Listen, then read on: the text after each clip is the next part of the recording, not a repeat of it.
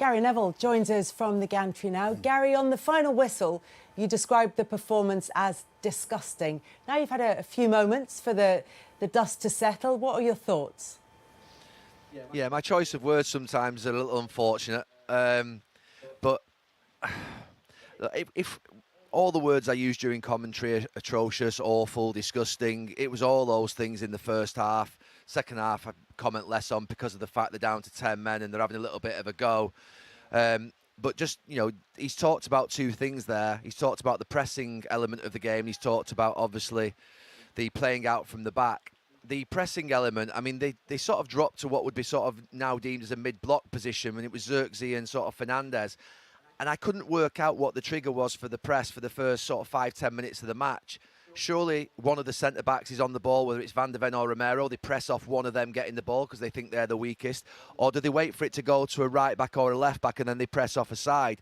It was as if they were just allowing Tottenham to basically play at their own will without any trigger for a press at all. So I wasn't quite sure what the plan was in terms of the press. You then come on to playing out from the back, and Tottenham do press pretty well. They've got good energy up front, and Manchester United have proven time and time again, only here against Liverpool a few weeks ago, that they get caught all the time against a half-decent team when they try and play out sort of from the back. And then we move on to the players. So you say, are the players not buying into what Erik ten Hag is telling them to do, or do they not believe in it? One thing I can say is that their application towards doing it was abysmal. And the most worrying thing was, and maybe I didn't pay enough attention to it on Wednesday night, was Eriksen's comments around the fact that he felt that FC20 wanted it more, that they were more hungry. That is a player that is in the middle of that dressing room, who I would suggest is very well respected by the rest of his colleagues and very well respected by the manager. He's an experienced player. He's played hundreds and hundreds of games at the highest level, and he's questioning the motivation and the attitude of his players. I would ignore everything else, to be fair, post this match and what's being said, and let's go back 3 days to that, because really what's come to the fore today is that what he's seeing day in, day out in training as an experienced player emanates on a weekend, and we've seen it here today. They really didn't put the effort in that first half. Now, in the past, when Manchester United have been in this position where, a manager has been under pressure, the players sometimes have felt the pressure, the strain, and they look drained and they look lacking in the belief, and that sometimes can mean that they look like they're not working hard. I don't believe any player goes out onto a pitch and wants to not play well and wants to get criticism. So I'm torn here today as to why Eriksen has said that on Wednesday about his teammates, that they're not hungry enough, because what we've seen out there in that first half today supports it.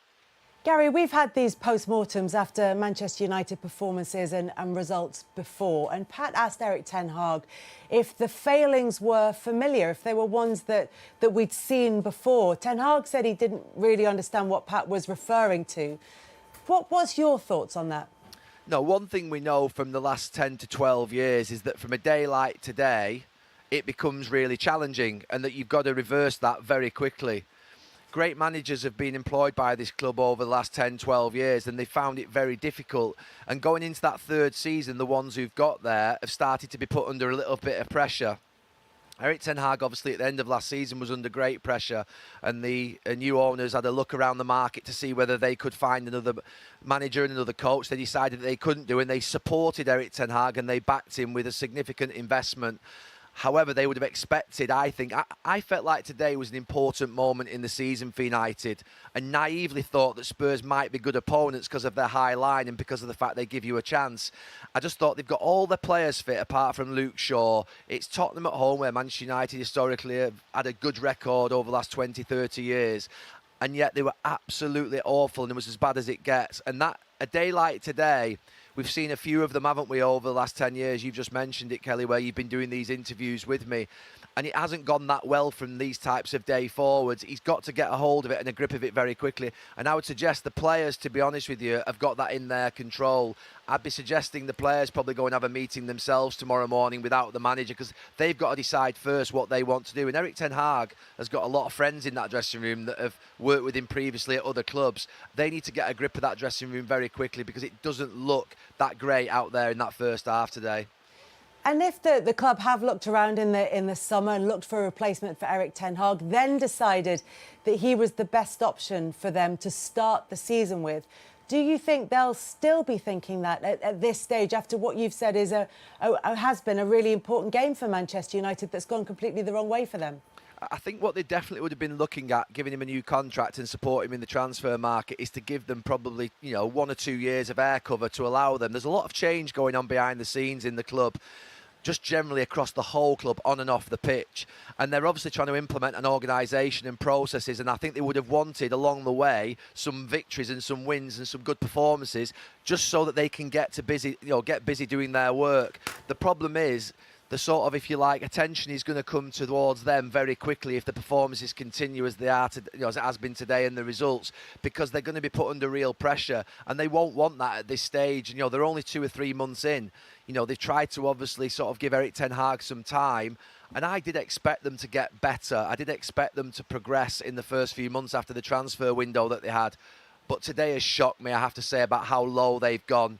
It was a really bad one. I know that David Moyes had some bad ones in the early days, and so has Ollie along the way, and Louis van Gaal, Jose Mourinho and Ralph Rangnick. But that felt like one of those days today where they sank really low.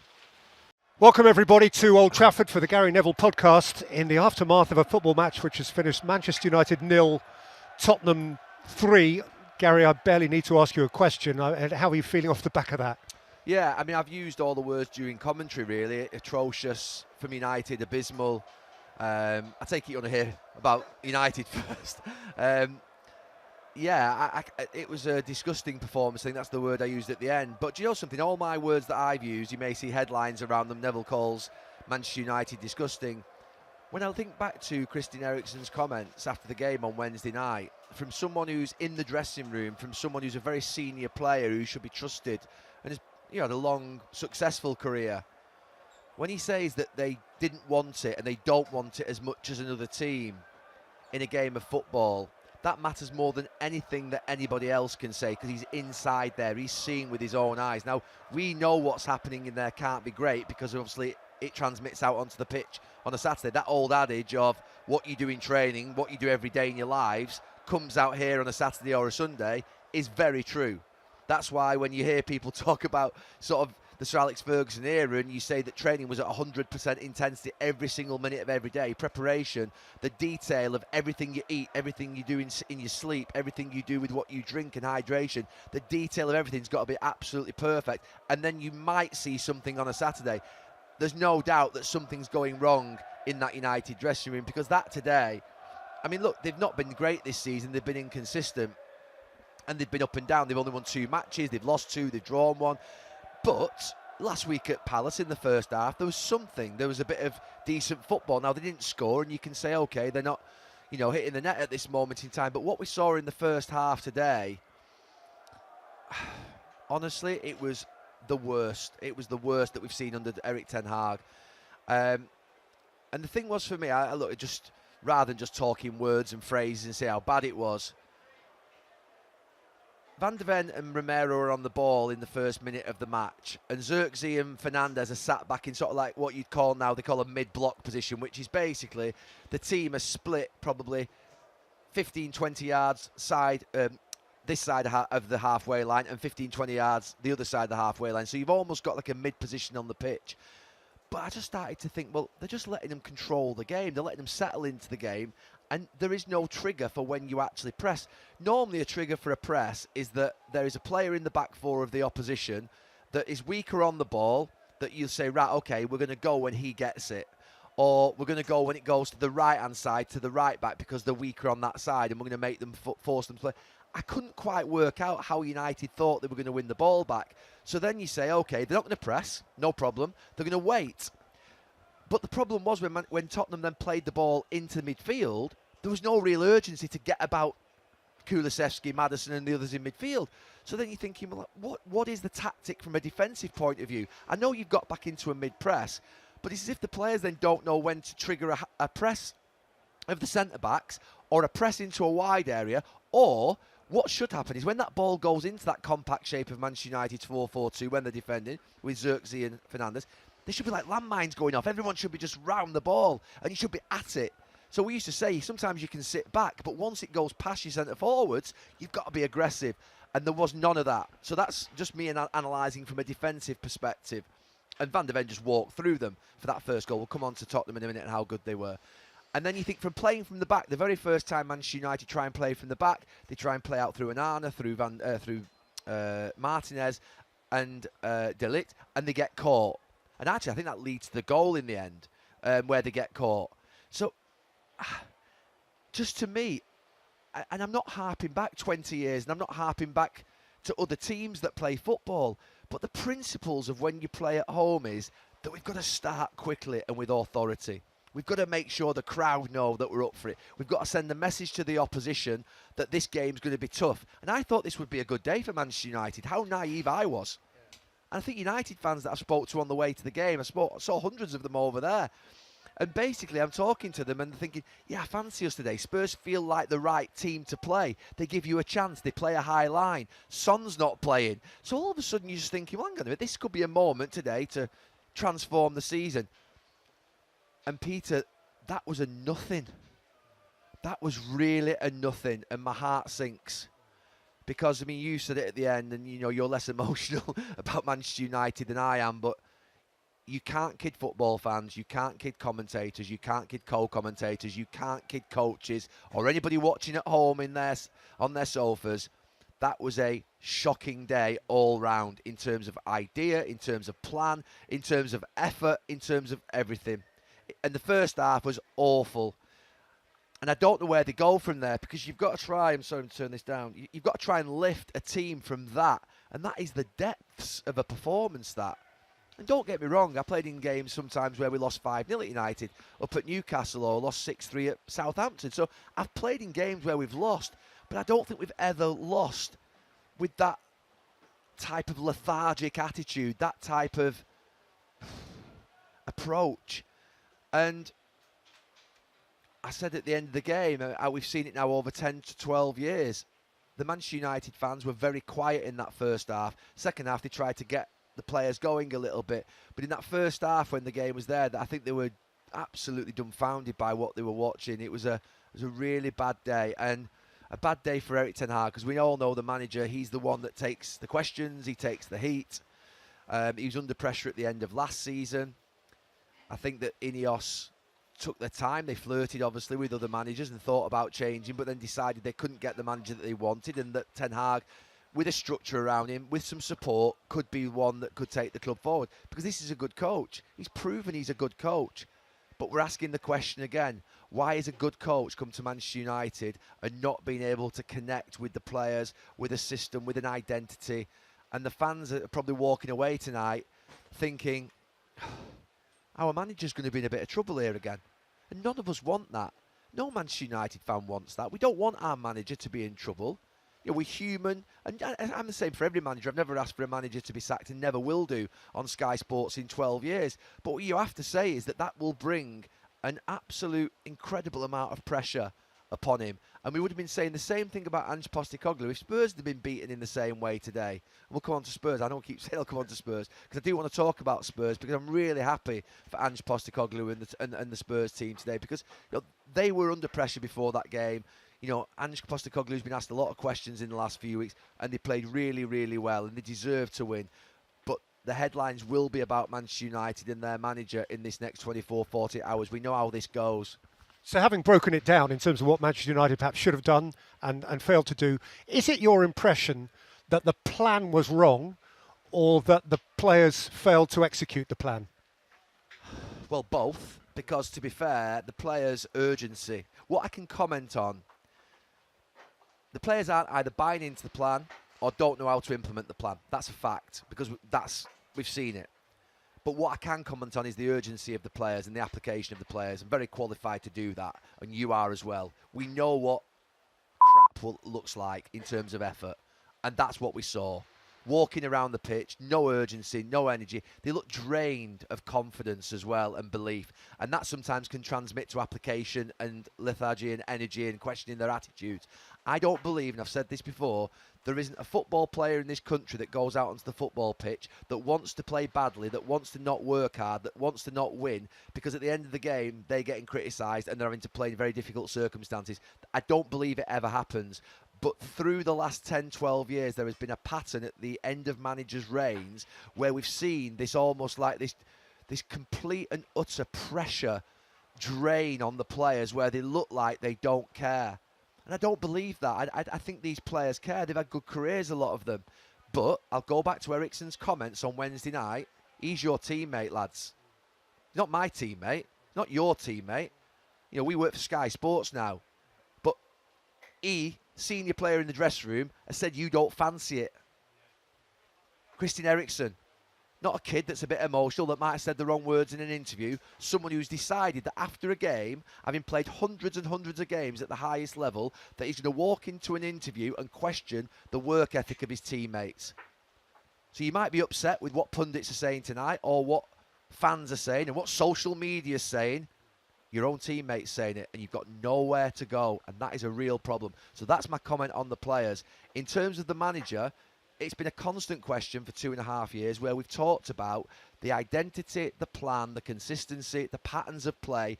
What are we seeing? What are we working towards? How are we progressing? I don't care if Manchester United don't win football matches all the time. I genuinely don't. I know at some point in the future that Manchester United will have their day again. That at this moment in time, Liverpool are doing really well over the last few years, and City have done brilliantly well, and Arsenal have done brilliantly well. They're great football clubs who will always do well at certain times in history, and Manchester United will have to have a dip. That's fine by me. My whole childhood was spent without a Premier League title or a League One title, Division One title. But what we have to see is an idea that the club are progressing and that they're moving in the right direction. There's been 1.3, 1.4 billion pounds spent in the last 10, 12 years. And I can't just blame Erik ten Hag, because other managers before him that have had great reputations have come here and found it to be very difficult and a graveyard for them. And Erik ten Hag's finding the same problems are occurring, and that's with a new structure in place. Now, that new structure is only in place for the last few months, so I don't think you can turn towards them and say, you know, you've not done the job yet. You know, you've got to give them 2 or 3 years to be able to bed in. There are a lot of changes going on behind the scenes at Manchester United. There is a lot of transformation on and off the pitch that is occurring, and with that will come pain. And this is the pain that we're seeing right now. So that's just fact. But what they would have hoped for is that they would have given Erik ten Hag the support in the transfer market. They would have hoped that they would have given Erik ten Hag the confidence to give him a new contract, and that he would give them some air cover, and they would provide some air cover for him for the next 12 to 18 months while they implement their systems and their processes beneath. Dan Ashworth did something similar at the FA when we were in there with Roy Hodgson, who'd been appointed by the previous sort of hierarchy at the FA. And he came in, he brought people in, he embedded things in, and eventually, you know, he got success in some ways with what happened with Gareth and getting to the finals in tournaments. But they're going to get asked the question now pretty quickly, I think, in the next couple of months. I was of the opinion that Erik ten Hag will be judged next, I think, in December. You know, get through a couple of months of October and November where he's got all the players available. Ugarte's fully fit, De Ligt's back in, the back four are together. There's only Luke Shaw missing today, really, that you would have said were guaranteed to get into that first 11. So everyone's available, really, and you're always going to miss someone. Spurs had some missing.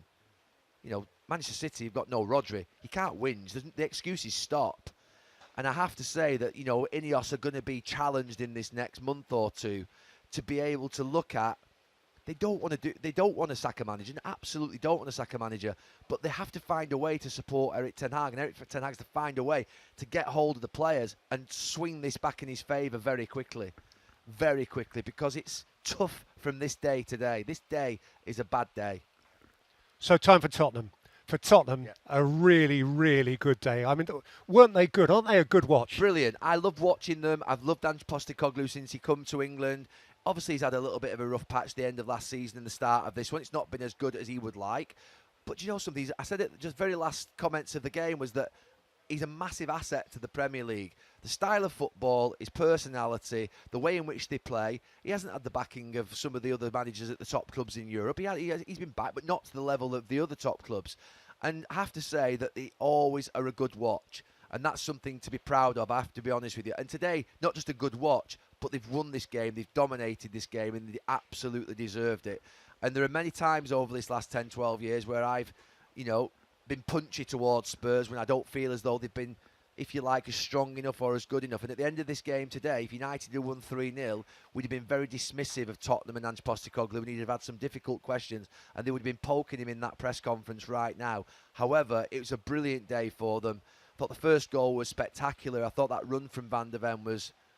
I mean, not many things in a football match surprise you because you've seen most of it before, but I don't think I've ever seen a run like that from a centre-back from 60 yards away, driving through the whole pitch. It's almost like Ryan Giggs at one point at sort of that goal that he scored in the 99 semi-final. Obviously, he went a bit further and then crossed it, but even the cross at the end was absolutely brilliant.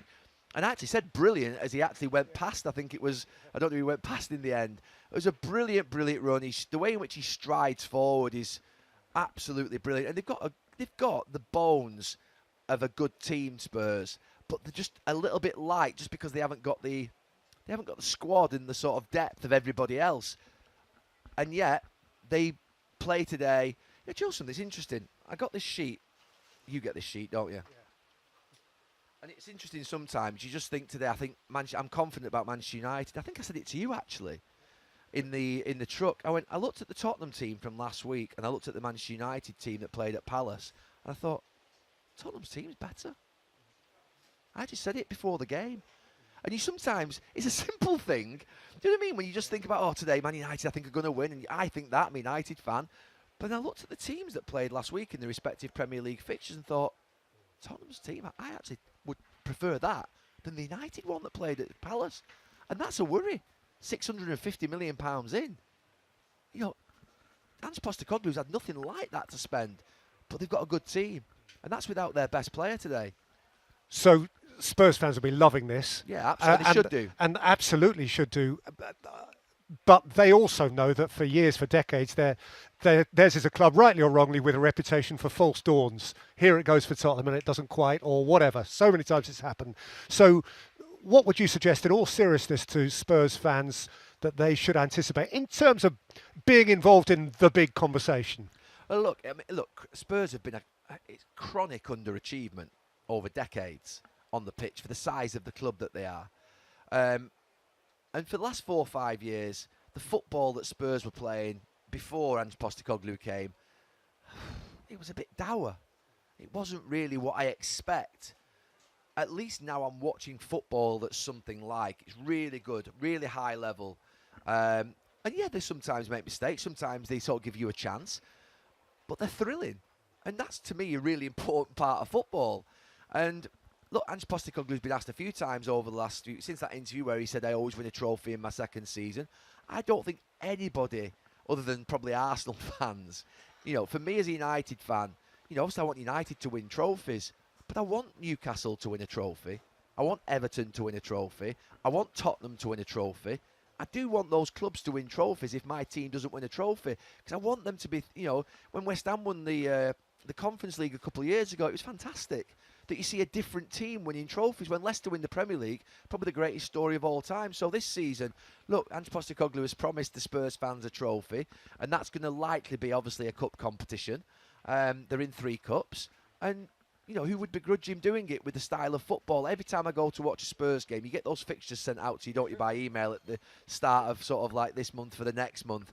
And you think, right, who have I got? And, you're never disappointed if you go into Tottenham Stadium because right, I'm going to watch a good game. I'm going to watch them play the right way. And even today, I was coming here thinking, we're going to get a really good game today. And, the game, obviously, with the sending, we're not mentioning the sending off, have we? We probably should talk about it. But, I suppose usually, ordinarily, you'd make excuses, wouldn't you, if your team went down to 10 men and you thought the sending off was a little bit harsh. But it was that bad before the sending off. That's why I concentrated on it. But yeah, for Spurs today, I thought they were good, and I hope they have a good season. Time's running out. So quickly on the sending off, what is your view? Look, to be honest with you, I think there were 2 things that I thought, and you said it to me at half time, I thought it was a red card straight away. Because do you know the reaction of the Spurs players? Sometimes when players are reacting, they look really alarmed by the challenge. I thought, that was a really sort of 4 or 5 of them that were around it, all really sort of like boisterously going towards the referee. So I thought something's happened here. And then I don't think the Spurs players have recognised that Fernandes has slipped. We didn't recognise that Fernandes has slipped until we watched it on the replay. And I'm not sure the referee recognised that there was a slip and then just a little bit of a desperate lunge. I think that, like the Spurs players thought, that actually the referee thought that it was a very cynical studs towards the knee area that would deem to be very, very obviously that would be a red card. And on one of the angles, the first angle, it does look like that. But then there's a second angle that you see him slip and he just reaches out, doesn't he? Which makes you think, no, it's not a red card. And there's no doubt if he'd given a yellow that there wouldn't have been a red from VAR and the Stockley Park officials. And vice versa, it's a red, they're not going to go the other way and give it a yellow. I think it could have been a yellow in hindsight, on reflection, looking back at it, because of the fact that it was just that one. But also, the way in which he's tackled and the fact the height of the tackle, you're asking for trouble, but he did slip. And I always think when a player slips, they do then sort of react a little bit. And that's what I've got some sympathy with Bruno Fernandes. But the big story for United today was actually I mean, they may have come back in the second half, but going down to 10 men, it was awful. Awful. Well, we've got 3 or 4 minutes for sort of any other business. Quick impression on Liverpool at Wolves last night? Yeah, I didn't think Liverpool were anywhere near the best, and I think that they're going to have a decent season, it looks like, and maybe get Champions League football. I didn't feel like I was watching title winners, being honest with you, and that they're well below Arsenal and City, but I don't think that's shocking anybody. The thing for me in the game was that Liverpool played in third gear. They really did. And you know, with the mistake that they made for the goal, let Wolves back in it momentarily. It was only 37 seconds, I think, before the penalty was given. But it was a strange game, wasn't it? You were there. It was a strange atmosphere, and I just thought, do you know something? Not to fear that sort of the games against the bottom teams are becoming a little bit more predictable, but I really would like to see a team. I accept Wolves are not going to chase the game in the second half. They're not. But get to 10 minutes to go, 7 or 8 minutes to go, and then think about, and I'm not just saying this to Wolves or Gary O'Neill, it can be any club in the Premier League that are near the bottom. Work out how to throw the kitchen sink at them. Kwang, the centre forward that came on, had one touch in the first 21 minutes that he was on the pitch. And the centre backs are still playing it out from the back to the goalkeeper. Plan A, with 10 minutes to go, 5 minutes to go, 3 minutes to go. And I'm seeing it a lot more. And I know that there is this sort of feeling in football now that, you know, when we're not playing well, we've just got to make sure we do plan A better.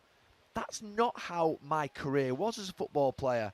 You know, you'd end up with 3 at the back or 2 at the back, and you'd put your centre-halves in the box, and your 2 full-backs might stay back. Or you might play your 2 full-backs as wingers, and you might put, you know, your wide players inside, and you end up with 5 up front, and you risk giving away another goal, and you lose 2-0 rather than lose 1-0. But you might win. You might get a draw 1-1, or you might win even if you can get 2 goals in the last minute. And, I mean, so many times here. I know that we were a team that, to be fair, were very much, obviously, a good team that played together a lot. But I just think that, you know, change it up, be more adaptable. And I think teams are staying exactly the same to the very end. Now, you can do that if you're Manchester City.